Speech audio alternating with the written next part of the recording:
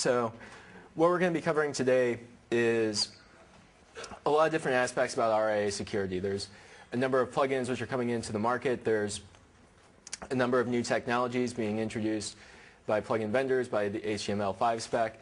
And what we're going to cover is how you can take a look at those threats and understand those threats without necessarily being an expert in each individual plugin. So we're going to walk through those. We're also going to talk about how those interact. Might seem a little bit weird for Flash Player and Silverlight to come together and do a presentation with each other, since we do have overlapping technologies. But we do have the same security goal. We all want to try and maintain the same origin policy. We all want to make it easy for webmasters to host our content, know that they can do it securely. And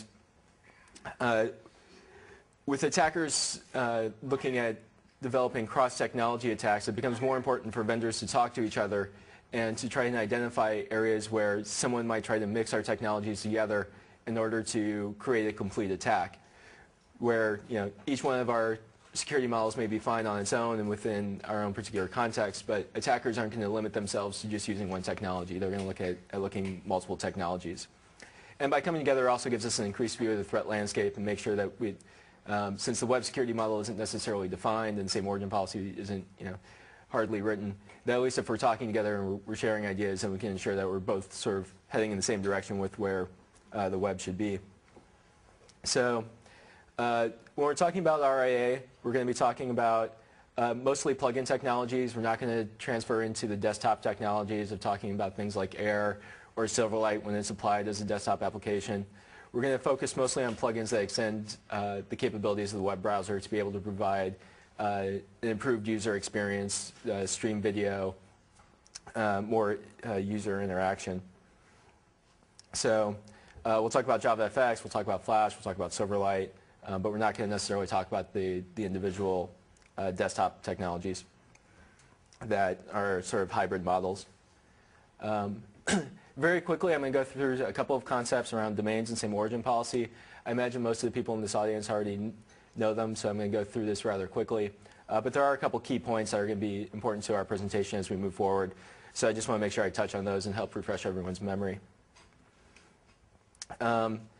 Basically, same origin policy says that if domain A loads domain B in an iFrame, then domain A can't reach into domain B.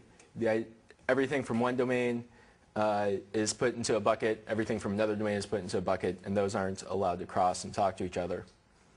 But when you're talking about the same origin policy with plugins, you have to understand what domain does the plugin belong to.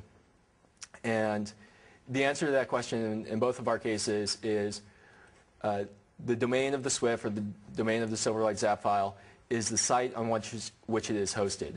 It is not the site which is linking it in from the HTML page. So you can think of them as iframes. When you have an object tag and you specify the source as a remote destination, whatever that source, whatever's in that source tag that points to that zap file or points to the Swift, that's going to be the domain.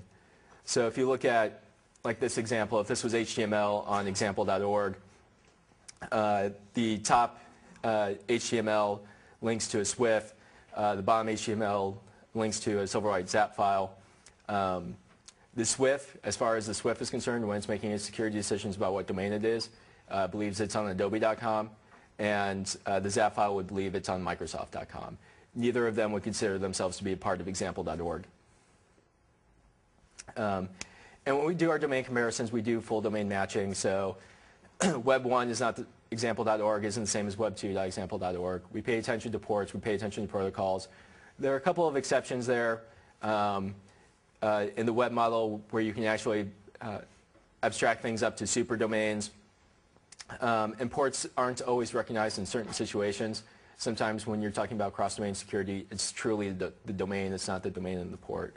But for the most part, these rules apply. So the first thing I want to get into, where we start to actually move into the new stuff that's not a recap, is talk about cross-domain technologies. And the web's been advancing, especially within HTML5, to introduce more cross-domain technologies. JavaFX has the ability to do cross-domain communication. Silverlight has that capability. Flash has that capability, as well as HTML5. And all of these technologies have slightly different permissions. So when we talk about them, what we're going to want to be able to do is actually have a more formalized structure about referencing them, because there are different types of permissions. There's cross-domain sending permissions, where data is just sent, but the response is not returned. You're not able to read it back. There's cross-domain read permissions. So if you think of the traditional Flash cross-domain.xml policy setup or the Silverlight client access policy, those tend to be read permissions, where you can go to another site and read the data, the response back from that site. And there's cross-domain execution permissions. So each of these have different security impacts, and people need to be aware of which one of those are. As far as cross-domain sending, the traditional method is to do a cross-domain post or a cross-domain get. The web got a little impatient with having some cross-domain technology, so some people started to do improvised different tricks, such as using document.location and setting that to the superdomain in order to allow cross-domain AJAX, or embedding JavaScript within return JSON data and evaluating on that to do cross-domain permissions. But the problem is with those technologies, they're hard to audit for, they're hard to catch, and so the web wanted to advance, and they wanted to be able to say, let's create formalized structures, because if we give them the right way to do it, then we can migrate off of these sort of improvised ways of doing it if we give them a formal structure. So one of the new things that's been developed is post message and XDM, which allows cross-frame communication. And the idea behind post message and XDM is if you have a web page and it has an iFrame in it or a subframe, you can send messages to that subframe even though it's in a different domain. And you specify, use JavaScript and tags within the frame in order to be able to set that up. And those are sending permissions. With read permissions, traditionally when you would send a cross-domain post or get, you could send the data, you could go ahead and do the post, but you couldn't receive the response that came back, because the same origin policy said the response that comes back from that domain belongs to that domain. You're not a part of that domain, so you don't actually get to see the response. You can send it, but it's a blind send. It's sort of like UDP. You just broadcast it, maybe it got there, maybe it didn't. But with cross-domain permissions, like cross-domain.xml and client access policy, you can actually send data across domain and read that response body back. Now when you get that data back, it's just raw data. Nothing gets executed, nothing gets interpreted, unless the developer goes out of their way to do that. And in the JavaScript world, in the AJAX world, they set up similar permissions with XDR and XHR2, excuse me, where with JavaScript you can do cross-domain AJAX calls and be able to read the response body back even though it's coming from a different subdomain. And then you have cross-domain execute permissions. So with Flash you have these object type parameters called allow script access, and with Silverlight you have enable HTML access. And what these two parameters do is they allow the SWF or the ZAP file to communicate with the DOM of the web page. With Flash, by default, the SWF and the HTML can only communicate if they're within the same domain, but you can set allow script access to equal to always, which would allow the SWF content to be able to reach into the DOM of the web page and interact directly with the JavaScript and execute commands within the DOM of the web page.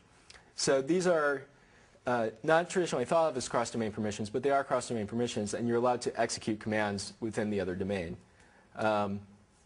Other people, like I said earlier, sometimes they set window.location to the superdomain, and so rather than having the domain of the web page be www.example.org, they'll set it to example.org, and then that allows them to interact with other subdomains on example.org. But this is not really a formalized method. It's not supported across all browsers. And it's not a very refined way of being able to specify that control. And for these read permissions, they're all unidirectional, so a piece of content from domain A can reach into domain B if domain B allows that through a cross-domain policy file. But the converse is not true unless the other domain sets it up. So all cross-domain permissions tend to be unidirectional. So now that we have these new technologies, there are actually new risks that come with them. So traditionally when people have thought about cross-domain risks, they've talked about wildcards, and they said setting star in your cross-domain policy file can be bad because you're sharing